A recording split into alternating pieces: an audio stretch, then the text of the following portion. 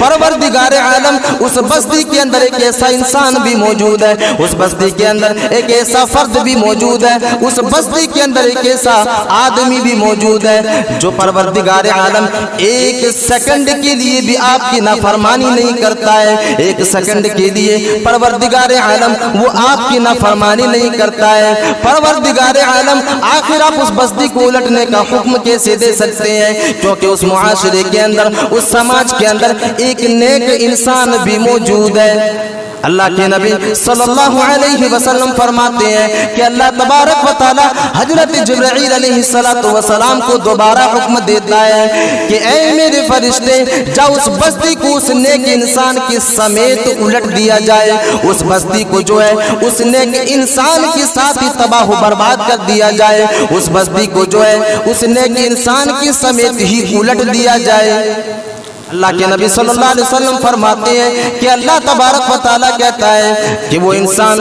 खुद तो नेककारी में अपनी जिंदगी को गुजारता है, वो आदमी खुद तो जो है सो मुसलात का पाबंद बन करके अपनी जिंदगी को गुजारता है, वो आदमी जो है खुद तो जो है पांचों वक्त की नमाज को पढ़ा करता है, वो आदमी जो है खुद तो सो मुसलात का पाबंद बन करके जिंदगी को गुजारा करता है। लेकिन उसके समाज के अंदर, उसके मुआशरे के अंदर अगर कोई इंसान बुरा के कामों को अंजाम दे रहा होता है तो वो इंसान जो है उनके चेहरे पर अल्लाह तबारक व तआला के उसूलों को तोड़ने की वजह से उसके चेहरे के जो रंग कोई तगय्युर नहीं हुआ, उसके चेहरे का रंग कभी बदला नहीं। यानी उस इंसान ने कभी अपने समाज के लोगों को जो है नेकी की तरफ दावत नहीं दिया, अपने समाज के लोगों को भलाई की तरफ नहीं बुलाया, अपने मुआशरे के लोगों को बुराइयों से रोकने की कोशिश नहीं की। इसीलिए अल्लाह तबारक व तआला ने हजरत जिब्रील अलैहिस्सलातु वस्सलाम को हुक्म दिया कि ऐ मेरे फरिश्ते, जाओ समाज के अंदर,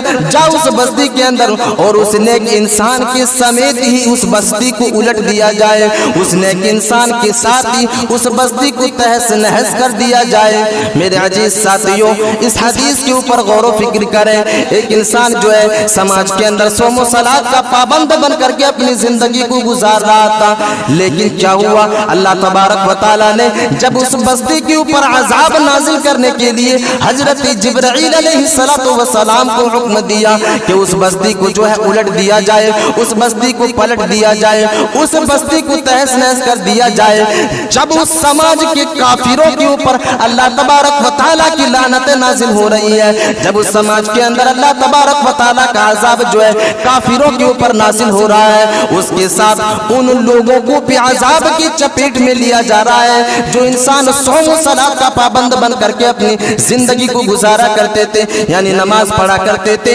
लेकिन एक आदमी लोगों को बुराइयों से रोकने की कोशिश नहीं किया करते थे। मुआशरे के अंदर, समाज के अंदर और उनके घरों के अंदर जो है बुराइयां पनप रही है, बुराइयां अपनी जड़ें मजबूत कर रही है, लेकिन एक इंसान सौम सलात का पाबंद बन करके जो है अपनी जिंदगी को गुजार रहा है। अल्लाह तबारक व तआला कह रहा है कि मेरी अजाब जो है सबसे पहले उसी इंसान के ऊपर नाजिल किया जाए जो इंसान खुद अपनी फिक्र करता है और अपने समाज का फिक्र नहीं करता है, मुआशरे के लोगों का फिक्र नहीं करता है। अगर एक इंसान बुराई की तरफ जा रहा है, एक आदमी बुराई की तरफ जा रहा है, तो उसे बुराइयों से रोकने की कोशिश नहीं करता है, उनके गलत कामों के ऊपर जो है कदगन लगाने की कोशिश नहीं करता है।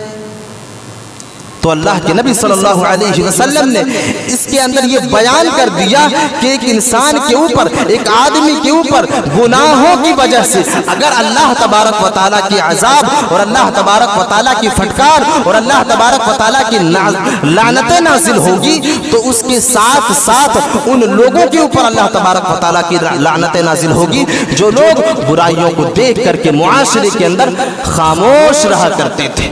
तो इस्लाह मुआशरा क्यों? इस्लाह मुआशरा इसलिए, मुआशरे की इस्लाह इसलिए जरूरी है कि अगर हम और आप अपने आप को सुरक्षित और अल्लाह तबारक व तआला की यानी अज़ाब इलाही से अपने आप को महफूज रखना चाहते हैं, तो मुआशरे के अंदर हो रही बुराइयों के ऊपर कंट्रोल करने की कोशिश करें, मुआशरे के अंदर फैल रही बुराइयों को रोकने की कोशिश करें। अगर हम अल्लाह तबारक व तआला की अज़ाब इलाही का मुस्तहिक नहीं बनना चाहते हैं, अल्लाह तबारक व तआला की लानत और उसकी फटकार का मुस्तहिक नहीं बनना चाहते हैं, तो हमें और आपको इस मैदान में जो है अमल करने की कोशिश है कि मुआशरे की सुधार कैसे मुमकिन है, मुआशरे से बुराइयों को कैसे खत्म किया जाए, मुआशरे से जो है बुराइयों का खात्मा कैसे किया जाए।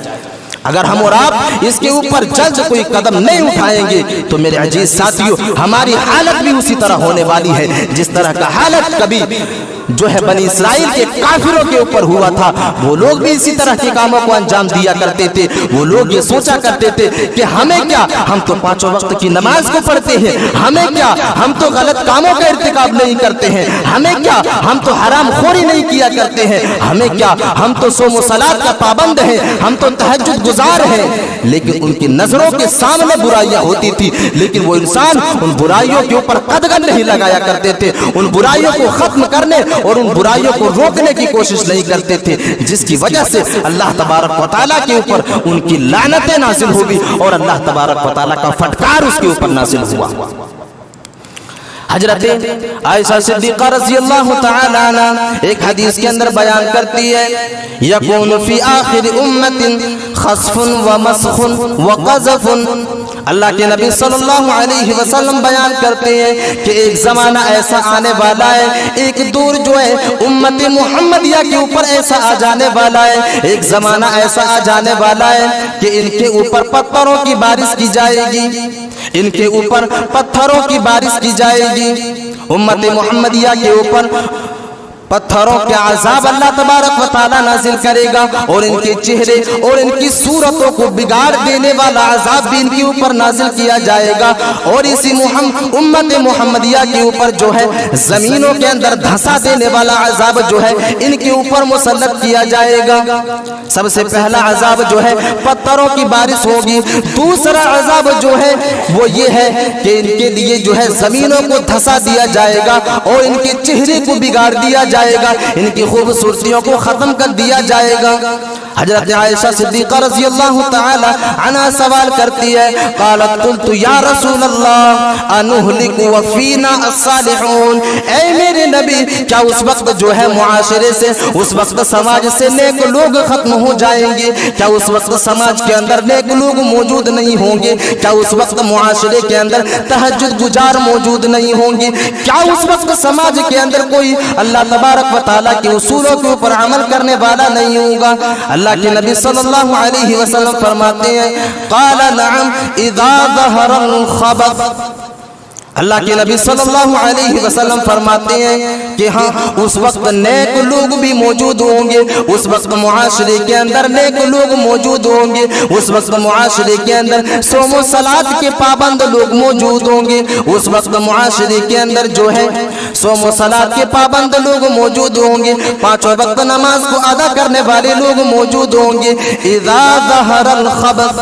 लेकिन मामला ये होगा कि बुराइयां मुआशरे के अंदर इतनी फैल चुकी होगी, मुआशरे के अंदर जो है बुराइयां इतनी धड़ल्ले से अंजाम दी जा रही होगी, बुराइयों का इर्तिकाब इतने खुलेआम किया जा रहा होगा कि एक नेक इंसान जो है अपनी नजरों से देखने के बावजूद भी एक इंसान दूसरे इंसान को रोक नहीं पाएगा। एक इंसान बुराइयों को अपनी नजरों से देखेगा, लेकिन उसके अंदर इतनी ताकत नहीं होगी कि उन बुराइयों के ऊपर कदगन लगाया जाए, उन बुराइयों को अपनी हाथों से रोका जाए, उन बुराइयों के ऊपर आवाज को उठाया जाए। मुआशरे के अंदर नेक लोग तो होंगे, लेकिन बुराइयों के ऊपर कंट्रोल नहीं कर पाएंगे, बुराइयों के ऊपर जो है फुल स्टॉप नहीं लगा पाएंगे।